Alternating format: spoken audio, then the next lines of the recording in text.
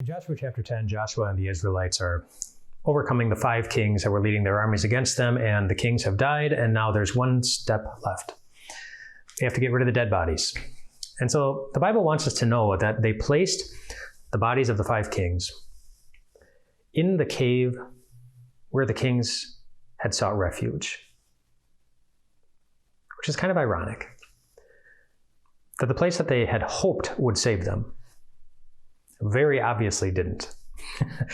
And where those kings' dead bodies were in the end was proof that what they had used as a source of refuge, what they put their hope in,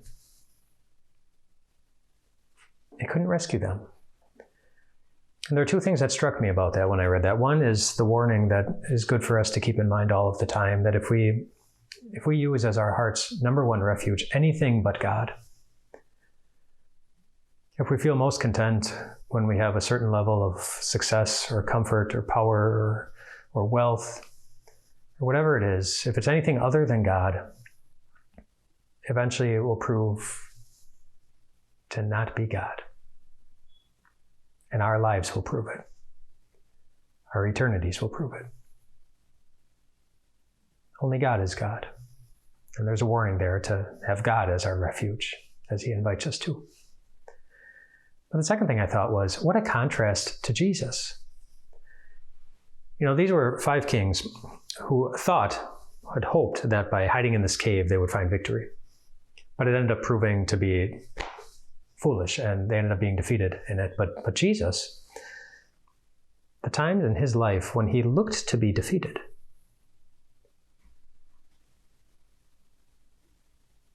ended up proving his victory. He looked defeated when they whipped him, and they made him bleed, and they pounded nails into him, and they dug thorns into his head. When he hung on a cross and started bleeding, and then died and was placed in a grave, dead, Jesus looked defeated.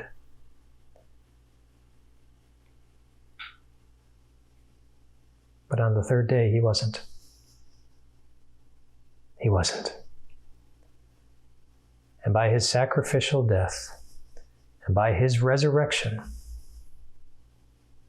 neither are you. Ever. There will be times in life when you feel defeated. When you might even look out and it seems that you are defeated.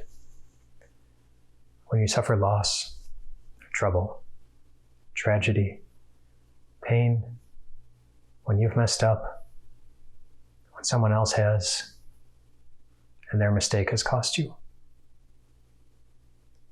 There are times when you may feel defeated. But Jesus lives, my friends. And so you never really are. You never are. We have a God whose seeming defeats will always eventually be proven to be his greatest victories. Rest well tonight, my friends.